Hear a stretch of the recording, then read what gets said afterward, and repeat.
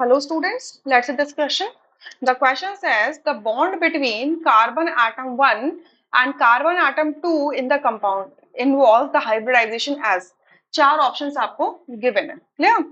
सो यहाँ पर आप देखिए कार्बन नंबर 1 मार्क किया है, कार्बन नंबर 2 मार्क किया है। सो हाइब्रिडाइजेशन निकालने के लिए आप नंबर ऑफ बॉन्ड्स काउंट कर लीजिए, number of sigma bonds count कर लीजिए। तो हाइब्रिडाइजेशन मैं बोल देती हूँ कि कैसे निकालेंगे। हाइब्रिडाइजेशन निकालने के लिए आप क्या करो, नंबर ऑफ सिग्मा बॉन्ड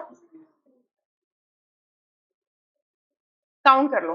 ठीक है, number of sigma bond plus lone pair, ऐसे बोल सकते हैं, लोन पेयर काउंट कर लो, लोन पेयर काउंट कर लो। ठीक है, अब अगर कार्बन देखोगे तो कार्बन की वैलेंस शेल में 4 इलेक्ट्रॉन होते हैं। तो आप यहाँ पे देख रहे हो कि 1 2 3 4, तो चारों इलेक्ट्रॉन यहाँ पे इन्वॉल्व है, तो लोन पेयर तो इसमें है भी नहीं।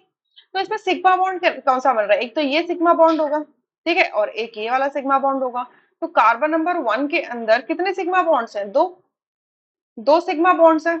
तो दो सिग्मा बॉन्ड्स होंगे तो इसके अंदर जो पॉसिबल हाइब्रिडाइजेशन होगी वो sp हाइब्रिडाइजेशन होगी। ठीक है, कार्बन नंबर 2 देखते हैं इसी तरीके से।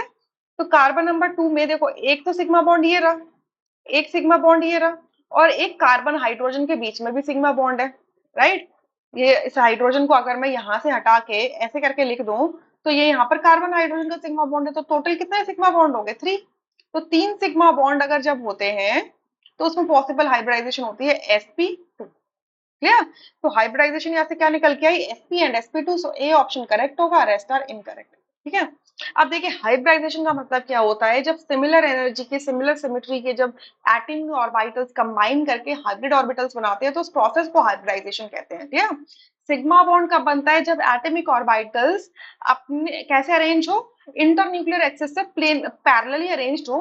तो जब उनमें हेड ऑन हेड ओवरलैप होता है तो उससे बनने वाला जो बॉन्ड होता है वो सिग्मा बॉन्ड होता है। Clear. So A option correct है। I hope you understood, thank you.